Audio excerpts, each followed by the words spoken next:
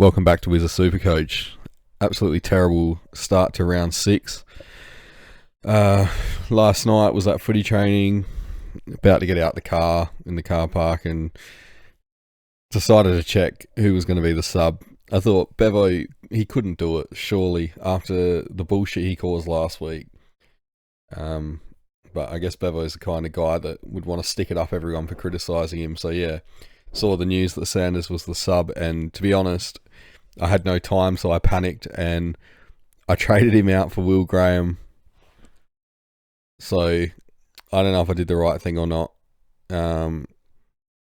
He could be worth holding, but I don't want to have to deal with Bevo anymore. Like Bont, okay, I know that even Bevo probably wouldn't mess around with him too much other than putting him forward, but like I want off that train, so I went that, and I guess I'll go through my trades.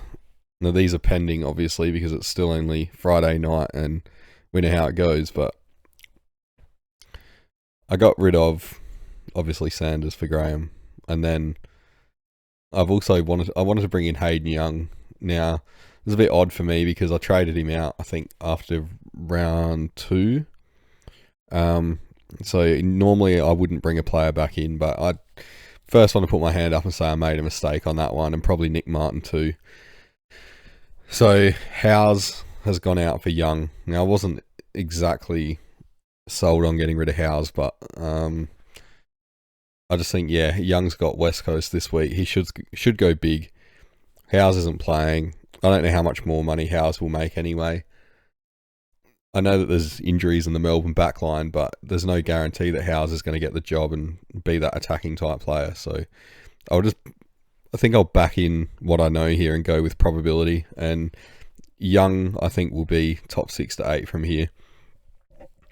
Now, the other thing I toyed with was getting Nick Martin. I was going to go Crouch to Martin, but then I'd have to use a boost, and I've only got the 2 left, so that would leave me with 1, so don't really want to have to do that. And the other thing is, now I'm kind of stuck with McKercher, and if he's the sub this week, he definitely has to go, or he could drop like this massive amount of money. So if he does get named the sub, my plan is to put Reed into the midfield and McKercher goes out for Comben. And I'm not like 100% sold on Comben, but I think he's a pretty safe pick. He doesn't have to do too much this week, and he should make pretty good money. So there is backups. Now, I was absolutely pissed off last night after that game. Obviously, as I said, I was at footy training, so I've come off the track late and seen the absolute carnage. And I was in a terrible mood from seeing it. And when I got home, I watched the last quarter, and yeah, I was just absolutely ropeable. And then I realised that it was best 18 scoring, so that might be okay. So I'll go through the game, I guess, last night. Windhager bounced back with a 99, I guess, in one small positive for the Saints. Still was disappointing with 84, although 27 touches, it's not too bad. Like, he's still getting his hands on the footy.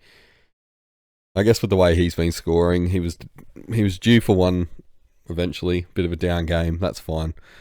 The whole team, though, is down if you have a look. Garcia, so he's, 69. Yeah, he's one to watch for next week.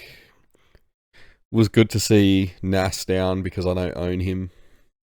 Wilson, 69. That's good. He'll make more cash for us now. So, yeah, he's a hold again. I know a lot of people jumped off of him. And, you know, it wasn't the wrong thing to do. It just depends what you bought in for him. This was the one that really hurt, though. Marshall, 51. So, if you watched my last video, 5 minutes before the game last week, was going to go English and decided to go Marshall instead to save the money. Now, after that game, or after that round, I should say, it looked like a masterstroke because Marshall would put 70 points or whatever it was on English, but fast forward to this week and it's pretty much happened in reverse, so now there's no real advantage. All I'll say is that I did get to pocket the extra 90k, which helped this week, so I guess that's the advantage there. Bailey Dale, wow, what a return. I can't believe he was a sub, last week or the week before, whatever the hell Bevo's doing. He just needs to get the sack. I say it every week. One big win here is not going to change my mind on that. Bont, good return, 125. So he's not scoring quite what we wanted him to, but I guess apart from last week, he's been pretty consistent. He's just not hitting those massive ceiling games yet, but I'm sure he probably will. McRae, back from the dead. I don't trust this at all. He's definitely one to keep an eye on because he's going to be cheap now. I think he's like 480k. But yeah, I wouldn't be jumping on that too early because, again, who wants to deal with Bevo? McRae could find himself a fullback quite easily next week. So yeah, English I already touched on. That's annoying. Ed Richards, he's a weird one. Like, he's not really relevant, but he should be. When he was playing off half back, it seemed like he had those games where he was really good, but there was too many mouths to feed. Now he's playing in the midfield and wherever. It's just not really good for Supercoach scoring. But if he could get a settled role, like if Bevo got the sack and a new coach just settled him on the half back, he'd probably be relevant again. Yeah, there's not much here. Darcy, disappointing, 49. He's going to have to go eventually, I guess. I don't think he's anything close to a keeper, but he's already made a shit ton of money, so that's fine. And then obviously Sanders, he came on as the sub, 3/4 time, I think. So he's lost a bunch of money.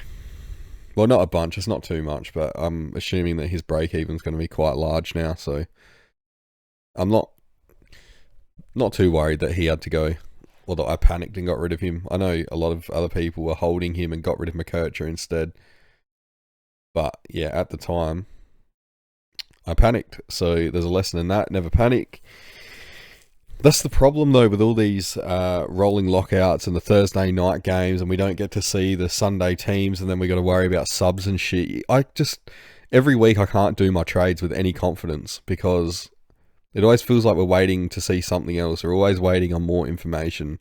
It's just an absolute shit show this year. Then there's the bye rounds and stuff and the round zero crap factored in. It's not fun sometimes. I'm sure you all know what I mean. Just have to remember that it is a game and to not let it get to you too much. I'm probably guilty of that, letting it get to me a bit too much. It's just to put that much time and research into it in the preseason and stuff, and then shit can go really wrong and come out of left field. I guess that's life, though. So, yeah, short one, this video. Good luck with the round. I'm going to Crom tonight, so hopefully they get up. Oh, yeah, I should probably mention as well, I'm holding Crouch. I could have boosted, as I said, and got Martin in, but I'm going to give Crouch one more week after this. So there is a decline in his CBAs and TOG lately, but Rory Laird said that he's like the number one midfielder or whatever. So yeah, I'll give that one more week, and he should come back against North Melbourne. If he doesn't do well, then he's definitely gone. So what's his break even? 116. So he's going to lose a bit of money, but that's all right. If he can hover around there, he's an easy stepping stone up to like an Uber Primo. The tinfoil hat wearing person in me thinks that Nick's possibly, the Crows didn't challenge the bump this week, didn't appeal because Nick's wants to see what the midfield's like without Crouch. Now, before you say that that's a conspiracy theory, he's the same man that left Crouch out in the cold for 2 years, so I don't think it's too far-fetched to think that. But anyway, yeah, hope the Crows get up tonight. I'll be there. Should be a good game regardless. I've tipped Essendon though. So yeah, thanks for watching and good luck with the rest of the round. I'll see you in the next video.